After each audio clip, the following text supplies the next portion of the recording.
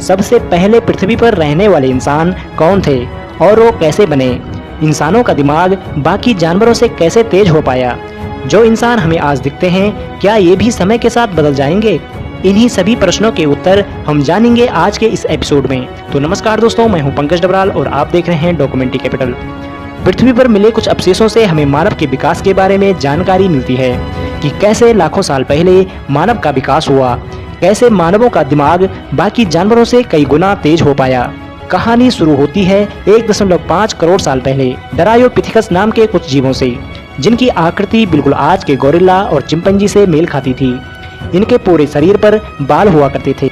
ये चिंपैंजी की तरह ही चलते थे। ये मांस नहीं खाते थे। कुछ समय बाद ये नष्ट हो गए और इनकी जगह ले ली रामापिथेकस ने, जिनकी आकृति मानवों से मेल खाती थी। इनके अवशेष हमें इथोपिया और तंजानिया से मिलते हैं। फिर ये भी नष्ट हो गए। फिर इस बीच मानव विकास में कई परिवर्तन आए और आज से लगभग 40 लाख साल पहले जन्म हुआ ऑस्ट्रेलोपिथेकस का। यह पहले सीधे चलने वाले बानर जैसे प्रजाति थी। ये पत्थरों से बने हथियारों का उपयोग करते थे। मानव जैसे दिखने वाले ये पहले जीव थे। यहाँ से मानव जाति का विकास तेजी से शुरू हुआ। इनके अवशेष हमें दक्षिण अफ्रीका के इलाकों में देखने को मिलते हैं। इसी बीच हमारे दिमाग में एक प्रश्न आता है कि जितना मानवों का दिमाग विकसित हुआ है, उतना किसी दूसरे जानवरों में देखने को क्यों नहीं मिलता। इस पर वैज्ञानिक कहते हैं कि जैसे ही बानर मानव 2 पैरों पर खड़ा होना सीखे, तो उस समय गर्भकाल की अवस्था काफी कम हो गई थी, क्योंकि ग्रेविटी के कारण गर्भ में होने वाले बच्चे पर ज्यादा दबाव पड़ता था। जैसे ही गर्भ अवस्था काल कम हुआ, वैसे ही बच्चे का जन्म जल्दी होने लगा, जिससे उसका दिमाग पूरी तरह से गर्भ में विकसित नहीं हो पाया। और जैसे वह माँ के गर्भ से बाहर आया, तो उसमें दिमाग विकसित होने की प्रक्रिया देखी गई, जिस कारण से दिमाग में पाए जाने वाले न्यूरॉन्स तेजी से बढ़ने लगे। और यही कारण था कि इंसानों के बच्चों का दिमाग कई गुना तेज हो गया, जबकि दूसरे जानवरों में दिमाग विकसित होने का कार्य गर्भकाल में ही पूर्ण हो जाता है। ऑस्ट्रेलोपिथेकस ने भी कुछ समय तक ही राज किया। उसके बाद इनका स्थान ले लिया होमो हैबिलिस ने, जो कि लगभग 23 से 15 लाख वर्ष पूर्व रहे। यही वह पहले जीव थे जिन्होंने औजार का इस्तेमाल करना शुरू किया। इनके अवशेष हमें तंजानिया से मिलते हैं। फिर सवाल खड़ा होता है कि यह खत्म कैसे हो गए, आज हमें ये जंगलों में देखने को क्यों नहीं मिलते।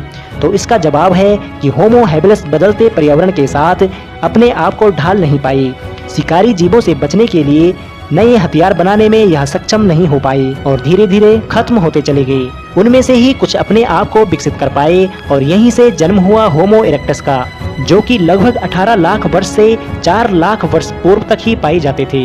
यही वह पहले जीव थे जिन्होंने पहली बार आग जलाना सीखा और मांस खाना भी शुरू किया। शेर या जंगली जानवर जिन मांस के टुकड़ों को छोड़ा करते थे, उन्हें ये आग में पकाकर खाया करते थे। ये झुंड में शिकार करने लगे थे।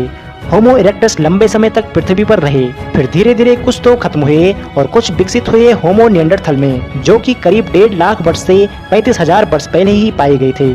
अब इनमें दिमाग काफी विकसित हो चुका था।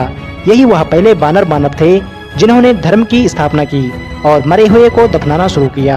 अब यहाँ से आपको यह समझने की जरूरत है कि होमो इरेक्टस से विकास 2 दिशाओं में हुआ, जिनमें से कुछ बने निएंडरथल और कुछ बने होमो सेपियंस। होमो सेपियंस आक्रामक विचारधारा वाले जीव थे और ऐसा माना जाता है कि होमो सेपियंस ने निएंडरथल को पूरे तरीके से खत्म कर दिया।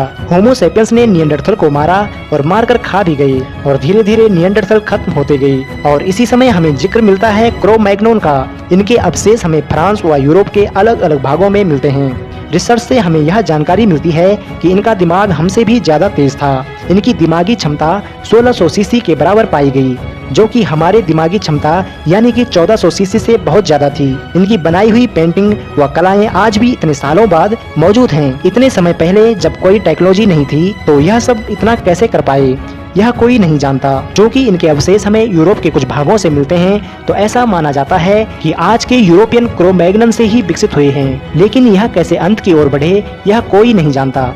अब लाखों साल के विकास के बाद आखिर बन ही गए होमो सेपियंस। सबसे पुराने होमो सेपियंस के अवशेष हमें मोरक्को यानी अफ्रीका से मिलते हैं। आज से करीब 18,000 साल पुरानी पेंटिंग हमें भारत के भीमबेटका गुफा से प्राप्त होती है। करीब 10,000 साल पहले होमो सेपियंस ने खेती करना भी सीख लिया था। अब एक प्रश्न सबके मन में उठना लाजमी है, क्या एक दिन होमो सेपियंस विकसित होकर एक दिन नया रूप ले सकते हैं? तो इसका जवाब है बिल्कुल हाँ। माइक्रो एवोल्यूशन के नजरिए से अगर हम देखें तो हम अभी भी इवॉल्व कर रहे हैं। फिर एक प्रश्न उठता है कि क्या जीन्स के स्तर पर आज के मानव 10,000 से 20,000 पूर्व मिलने वाले मानव से अलग हैं? इसका जवाब है हाँ, हम पूर्व में मिलने वाले मानवों से बिल्कुल अलग हैं और इसके पीछे कारण है हमारे पर्यावरण में बदलाव का। और आज हम अपने आप को होमो सेपियंस नहीं बल्कि होमो सेपियंस सेपियंस कहते हैं। वैज्ञानिकों के अनुसार भविष्य में मानव की आंखें और दिमाग दोनों का आकार तेजी से बढ़ने लगेगा। एवोल्यूशन जैसे चलता आया है यह वैसे ही चलते रहेगा।